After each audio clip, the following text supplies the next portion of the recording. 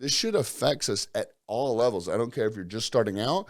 I don't care if you're fucking Elon Musk and Jeff Bezos. There's still fucking shitty days. Nothing's going to change that. There's no way for you to generate and create some perfect world.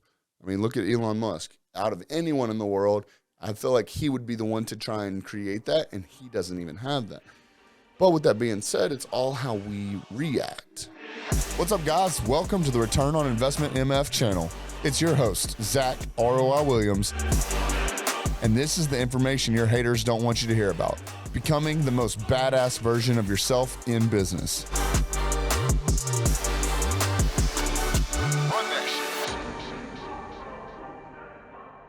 What's up, guys? My name is Zack ROI Williams, and thank you so much for being here for another episode of Return on Investment MF channel. So today we're going to talk about being mentally resilient. Now, I'll be the first to let you know, we all have shitty days.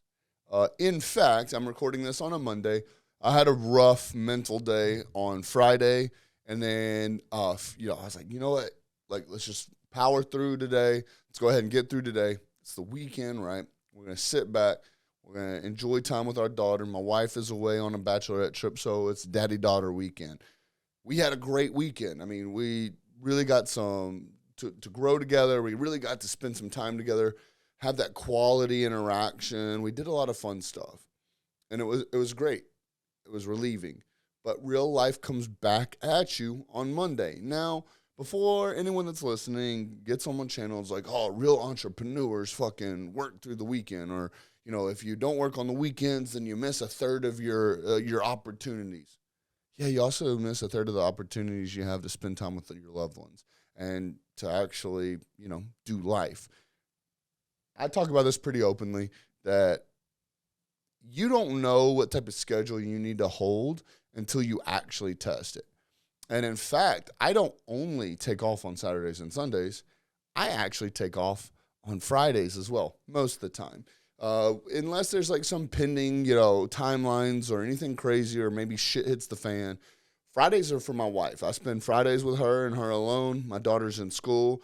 And, it's funny because I had to correct someone that, is someone within our network that gets looked up to.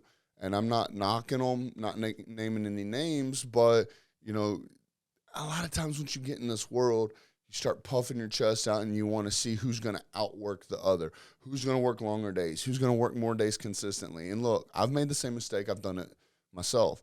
And I think there's a time and place for it. I think you got to earn your stripes and, being a business owner, but also, and you got to put in some work in the beginning. For first year and a half, I was working 12, 14-hour days, 6-7 days a week. And it's just kind of what we had to do to get to where we needed to be. Well, once we got to a certain point, there is a level of, and these people will argue all the time, life-work balance or work-life balance or whatever you want to call it, right? We all know what the fuck we're talking about. But I had to figure out what worked for us. And it wasn't until things started making sense. I think it was the 4-hour work week when I read it. Now, I'll never work a 4-hour work week. That's just not who I am. It's not how I'm built. But the concepts made sense to me as far as being efficient with your time. Now, anyways, going back to the person who will not be named, they were bragging about how hard they work and all the hours they work and this and that, and that's cool. However, part of that conversation, some of these tasks came up, some of the objectives came up, some of the things that were being accomplished came up. And, I had to be that voice of reason and say, look, I get it. I understand where your head's at, and I appreciate your mentality. But also you got to start focusing on efficiency because, yeah, sure, you were able to get all this done and you worked your 80, 90-hour work week. But what if you could have gotten the same amount of work done in 30 hours or 40 hours? And my point is I've done all the routines. I've done morning routines. I've done afternoon routines. I've done, 4 a.m. workouts. I've done lunch break workouts. I've done midnight workouts. I've done, reading in the morning. I've done reading at night before you go to bed. I've done all these different routines. And the reason is because I had to figure out what worked for me. I've got a lot of friends that do work the 15 hours, days, 7 days a week, and it works for them. Great. I also know people that work the 4-hour work weeks, and it works for them. And actually, I say that, but I'm not going to get into any of that drama. But some of these people don't work as little as they claim. Let's just leave it at that. But I had to test. I had to figure out what worked for me. And for me, that is working 4 days a week. And the reason is when I start testing this stuff, and don't get me wrong, it's not easy to work 15 hours a day, 7 days a week. It's also not easy working 15 hours a day, 4 days a week, and forcing yourself to take those 3 days off. And when I say the word force, I force myself. But let me explain. That's what works for me. Being able to come in and spend a full day dedicated to my wife while my daughter's at school puts my relationship at a whole nother level. Me having 2 full days to spend time decompressing and enjoying life with my wife and my daughter puts my relationship with my daughter, my relationship with my family, and my mental state and my physical body state at such a great place to come in and fucking kill it for those next 4 days. So, they say Ferraris aren't meant to run at 9,000 RPMs 24/7, and it's true. I found out that once I started testing this and forcing myself to change up my schedules, trust me, it was not easy changing up schedules and doing morning work exercise and afternoon exercise and daytime exercise and morning and afternoon reading, and then waking up and doing, my morning routines, Monday through Friday. Because I will say, even though I do take off Fridays, I still wake up at the normal time and I work until we drop my daughter off at school. But with that being said, that morning routine, it's not easy waking up at 4 in the morning. I don't care who you are. But when I started split testing this stuff, I'm a marketing guy, right? This is all analytical to me. When I started split testing this stuff, I found what worked for me. And that is me being fully effective at 4 in the morning till about 9 in the morning. And then Monday through Thursday, I continue out the rest of that day till we go pick my daughter up. So I'm done working at about 5 o'clock. So I'm putting in the work, and that's what works for me. But the reason that works for me is because I've been rested. It's just like working out. You tear those muscles down. And in order to build them back up, you've got to rest them. You got to feed them. That's what I do to my body and my brain. I give it rest. I let it breathe. I let it be able to pull itself out of the mud because we get down in the trenches, right? I let myself be able to be pulled out in the mud so that when I come back on Monday or whatever the case is, I've got this beautiful, clear view of what needs to be done. And that's what works for me. But I digress. That was a very long tangent. But I wanted to roll that into how to be mentally resilient. That's what works for me. But I'm come here to say that Friday, I had a mentally tough day. Again, my wife's gone. My daughter was at school, don't get me wrong. So, until from the time I drop her off at 9 o'clock until I pick her up about around 5, it's all me time. It's all me to focus on work. And it was a rough day. And so I was like, you know what? Let's scratch it. I mean, I powered through it. I got the work done, but even getting the work done, it was one of those things where I just did not feel like I had been fulfilled. I did not feel that I had succeeded in everything I should have. Even though I got the work done, it just did not feel like I was able to give it my all. I was like, all right, maybe that's that burnout talking. This is what I've learned through me and my experience. Again, you might be different, but you won't know until you test it. I was like, maybe this is my body, my brain just saying it's time to take a break. So gave it Saturday and Sunday, and here we are again today, Monday. And not due to work or anything, but, life came at me pretty hard this morning. Boom, hit me head on. I was like, oh, man. I thought we got this out of our system, bro.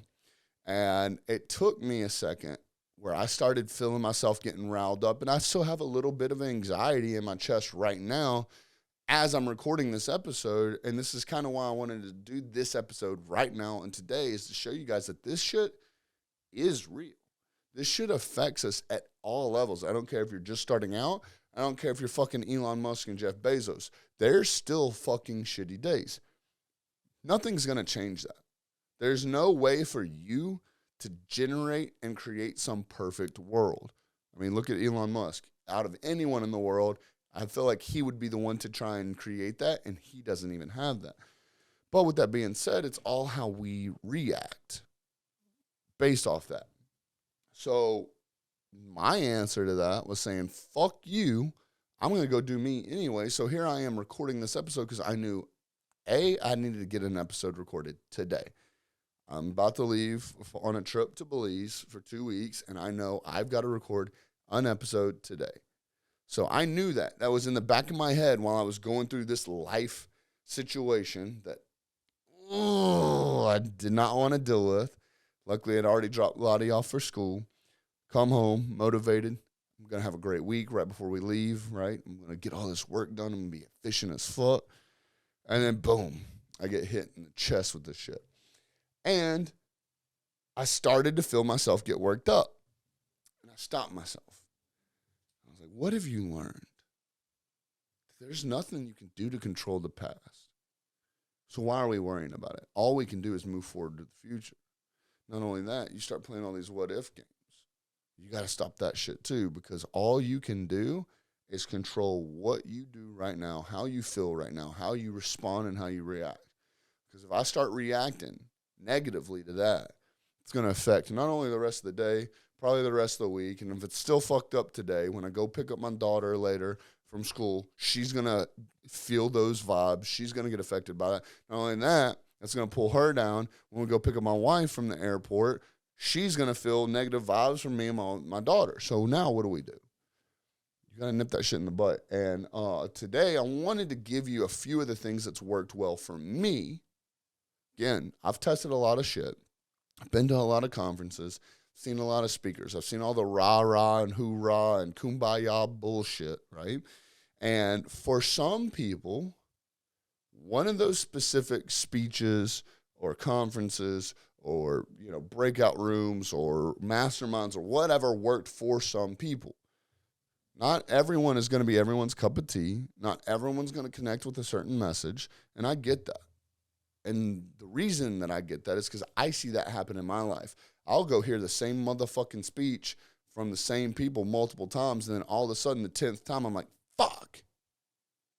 And I don't know if that was just me being around the people that I'm around, picking up those vibes. I don't know if that's me being in that specific headspace I need to be to hear that message. I don't know if that's because I came in all amped up and anxious because life just fucking hit me in the chest, and now here I am. I don't know what that was that allowed me to receive that same fucking message I've heard over and over and over again to finally letting it click. Same thing. I could be around the same types of people, the same types of speakers, watching the same types of YouTube, listening to the same podcasts over and over and over, and then another person comes in that's new, fresh on my mind. I'm listening with an open mind, and they say the same exact fucking thing, just maybe in a little different way, and it hits me on the first try. So maybe that's this moment for you. Maybe you've heard all this bullshit over and over and over, all that repetition, and it never got through. I'm hoping for one person, just one person, and I hope that person is you, that this actually clicks. So I'm going to give you a few things that I personally do that help me stay mentally focused and mentally hardened to move forward, to keep pushing forward. And for one, and I'm not, you may not be big on books. And I'll actually tell you that this book that I'm about to recommend was the first book I've ever read in my adult history, in my adult life. And in fact, I openly tell people that this is actually the second book I've ever read in my entire life. I'm not a reader, so I don't want you to be like, fuck, here we go in another self-help book. No, chill out. Listen to me for a second. But The Law of Attraction. If anyone can read that book in 2 weeks, or if I can read that book in 2 weeks, anyone can. It's an easy read, but that was probably one of the most impactful books I've ever read. And in fact, there's about 5 or 6 books that I do recommend everyone go through, and that's first on the list. That one really, really helped me perceive how to think about things, right? How to focus on things, how to consume things in a way that no matter what made sense as far as how to pull the good out of it and how to, deflect the negative. All right, and the next thing is 75 hard. I know a lot of people press back about that and think it's some sort of cult shit. I don't give a shit what you think about it. I'm telling you that it fucking works. And I'm telling you so much so that just recently I did phase 1. And the reason I did phase 1 is because I felt myself kind of pulling back. I felt myself kind of going back to some of my old bad habits. And I was like, if I can look back on my life and think about what was one of the most momentum creating times of my life, what was some of the best mental state I've ever been in, what's some of the most physical best state I've ever been in, and what is some of the biggest steps and leaps and bounds that I've ever made in my business was during 75 hard. And in fact, I'm going to say this probably for the first time, that during 75 hard, you hear people with a lot of excuses all the time, right? And my wife almost died during my 75 hard, and I pushed through it. Now, this is not for anyone to hop in my DMs and be like, fuck you, bro. You should have been by your wife's side. First of all, fuck you. I was by her side, but also this is a part of that mental toughness that it preaches on and teaches on. And learning that mental toughness was a very, very fundamental part of like how I actually interact with everything in life now. Not only that, going back to the fact that I felt myself kind of slipping from some of the, the steps and habits that I had put in place during that I wanted to kind of retrieve. So I ended up doing phase 1. Well, part of phase 1 is actually sitting there for 10 minutes and visualizing. Well, it's visualization, but for me, during that visualization, I had multiple different things I visualized. Me personally, me financially, my lifestyle, my family. And then I took a step back and visualized how far I came from. Where was I at? I can't tell you how many times. Most of the time, it would be in the truck. As soon as I came home from the gym, I'd sit there, turn my music off, turn everything off, turn my podcast off, whatever I was listening to. And I just sat in the car running. I rolled the windows down. I could hear the truck running. I could hear birds chirping. I could hear squirrels fighting in the trees. I could hear cars drive by. I could hear, loud cars on the interstate that's, a few miles away. And I was just taking everything in and appreciating, A, how far I've come, B, how significantly different my life is from everyone else's around me where I live. And that's not like saying I'm better than or anything. It's just we have different lives. They have a much different life than I do. And taking into consideration that everyone has their own lives, everyone has their own struggles, everyone has their own wins, everyone has their own life. And where do I fall in? Would I trade places with any of those people? Absolutely fucking not. Would I trade places with anyone watching this? No. Would I trade any places with anyone on my Dream 25? Absolutely not. So when you start visualizing, A, how far you've come, B, how far you're going to go, C, how much you appreciate the life that you have and not wanting to trade places with anyone else, it gives you an incredible sense of respect for who you are and B, appreciation for where you're at. And that shit helps me so much. Now, I'm not here to sit here and say that I'm a basket case and have all these moods and emotions and, dramas and anxieties. I have a good life. I really do. But that's also a point that I'm trying to bring up, that no matter what life you live, or especially anyone that maybe you look up to, we all have shitty fucking lives at some point. Not shitty lives. We all have shitty moments in those lives. And it's not about the things that happen to us. It's about how we react. So for me, Friday, I took that as a sign. And it was a sign for me to chill out, that I'd been burning the candle at both ends, trying to prepare for our trip, also knowing that Heather wasn't going to be in town for a few days, and just trying to get the businesses set up for success so that I could take, some time off.